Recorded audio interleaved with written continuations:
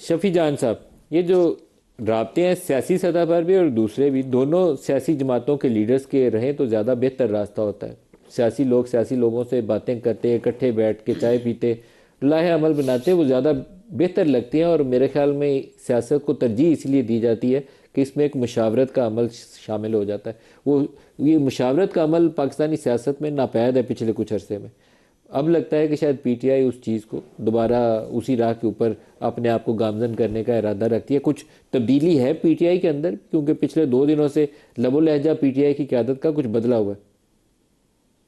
देखिए नदीम मलिक साहब, अगर आप पीटीआई की लीडरशिप की बात करें, हमने यकीन दहानी करवाई है सुप्रीम कोर्ट को कि कोई भी इमरान खान साहब के सेहत के हवाले से कोई भी सियासी गुफ्तगू नहीं होगी, और उसका हम पास रख रहे हैं। हमारी लीडरशिप ने भी ये तमाम कारकुनों को ये हिदायत की है, अपने पार्लियामेंटेरियंस को ये हिदायत की है। फिर आपने ये भी देखा नदीम साहब के नौरीन बीबी की जब मुलाकात हुई तो उसके बाद भी कोई मीडिया टॉक नहीं हुई। तो हमने जो यकीन दहानियां कोर्ट को करवाई हैं, हम उसका हर सूरत में पास रखेंगे। जहां तक मशावरत की और मुज़ाकरात की आप बात कर रहे हैं, तो हमने तो पिछले 2 साल में नदीम साहब कोई भी एहतजाज की ऑफिशियल कॉल नहीं दी।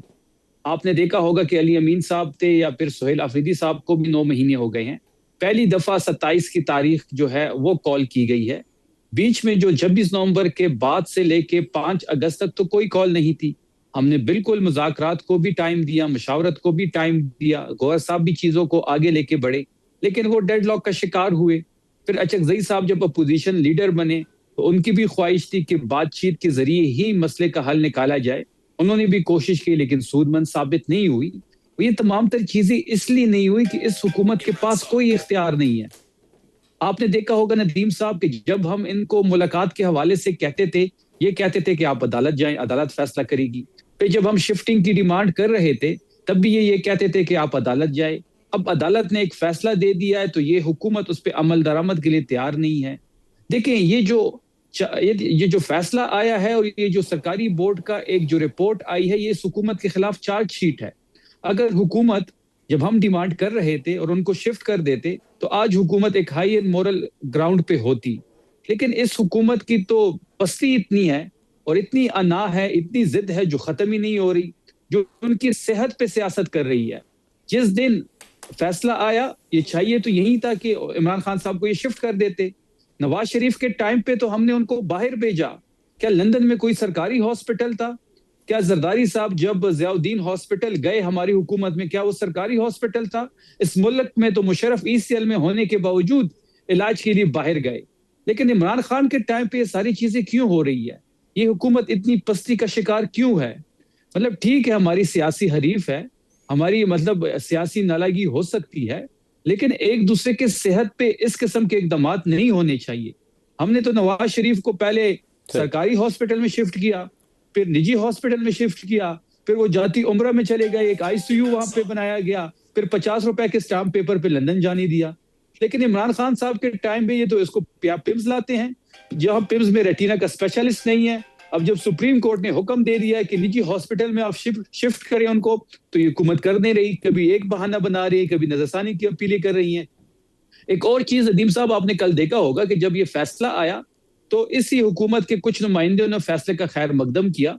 तारिक फजल चौधरी साहब ने फ्लोर पे कहा कि हम इस पे अमल दरामद करेंगे।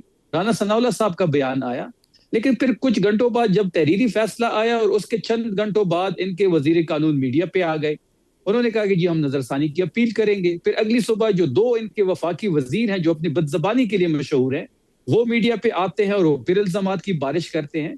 तो ये इतनी पस्ती का शिकार क्यों है? क्यों खौफ है इमरान खान का? क्यों इतना खौफ है? नवाज शरीफ और बैरिस्टर गौहर, उन दोनों ने कुछ आपस में बातचीत के हवाले से आज जिक्र किया है। क्या कहा है उन्होंने, पहले सुन लें।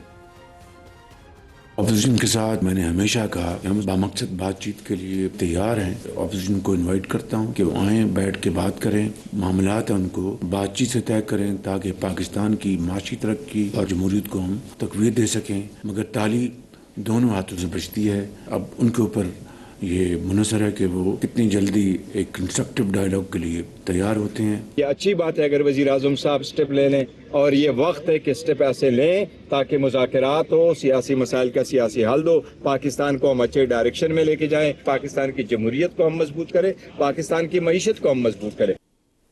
आमिर शेर अली साहब, एक कंस्ट्रक्टिव डायलॉग ज़रूरत है, और कंस्ट्रक्टिव डायलॉग का मतलब ये होगा कि दोनों संजीदगी दिखाएं, नून भी और पीटीआई भी। नून के स्टेटमेंट सिर्फ इसलिए नहीं होने चाहिए कि टीवी की कंजम्पशन के लिए हो, बल्कि प्रैक्टिकली आप बैठें और रास्ते खोलें एक दूसरे के लिए। मर साहब, इसमें कोई शक नहीं है कि रास्ते खुलने भी चाहिए, और ये पार्लियामान के ज़रिए खुलेंगे, और दरिया दिली होनी चाहिए। अगर फ़राग दिली से वज़ीर आज़म पाकिस्तान ने ऑफ़र की थी, अगर आपको याद हो गया, जब इमरान खान साहब वज़ीर आज़म बने थे तो being leader of the opposition, Shehbaz Sharif साहब ने कहा था कि हमें एक चार्टर ऑफ इकॉनमी बनाना चाहिए। और फिर वो आपको पता है कि इमरान खान साहब की तबीयत कैसी है, उन्होंने कौन से अल्फाज से नवाजा उन्हें, लेकिन हम इन अल्फाज को नहीं दोहराना चाहते।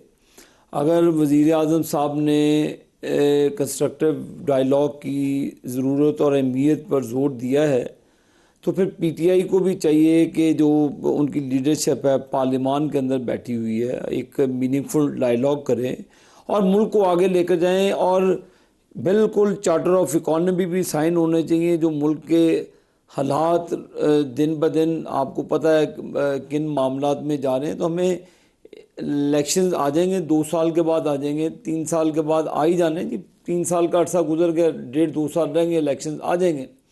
तो हमें मिलजुल कर जो क्राइसिस हैं, लोगों के मसाइल हैं, मलिक साहब एक बड़ी पार्टी है पीटीआई अपोजिशन में, तो इनको अपना किरदार अदा करें, आएँ आगे बैठें, वज़ीर आज़म साहब से डायलॉग करें, जो जो इनके तहफ़्फ़ुज़ात हैं वो अपने पेश करें टेबल पे।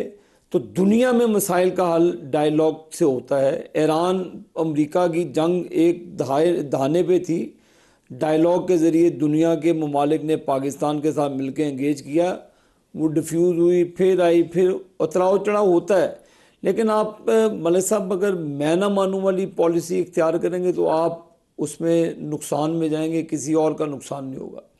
तो ये वक्त भी है, मौका भी है कि संजीदगी के साथ इनके जो सीनियर लोग हैं वो वज़ीर आज़म साहब की जो ऑफ़र है डायलॉग की, उनके साथ बैठें, डायलॉग करें। पब्लिक होती है ना चीज़ें, फिर एक चीज़ सामने आती है कि जो भी मामलात हैं, तो आज भी हम हुकूमत की तरफ से पीटीआई को कहते हैं जी, जो पार्लियामान के अंदर आएँ, डायलॉग करें, वज़ीर आज़म साहब के साथ बैठें। और मैं समझता हूँ कि मलिक साहब इस वक्त की ज़रूरत है कि एक ऑल पार्टी कॉन्फ्रेंस भी होनी चाहिए, जिसमें पाकिस्तान की तमाम पॉलिटिकल पार्टीज़ और स्टेक होल्डर्स को बैठना चाहिए संजीदगी के साथ, और मुल्क के जो सिक्योरिटी के मामलात हैं, जो भी मामलात हैं, जो एक आइनी बहसें छिड़ गई हैं सूबों की, फ़लान है, तो ये पॉलिटिशियन ही इस मसाइल का हल, आइन भी बनाने वाले पॉलिटिशियन हैं, मुल्क को बचाने वाले भी पॉलिटिशियन हैं। तो संजीदगी के साथ पार्लियामान का फ्लोर इस्तेमाल करते हुए तमाम पॉलिटिकल लीडर्स को होश के नाखून लेने चाहिए, इससे पहले कि बहुत देर हो जाए। तो यही वक्त है कि मुल्क को भी संभालें, अपने पॉलिटिकल सिस्टम को भी संभालें, इससे पहले कि बहुत देर ना हो।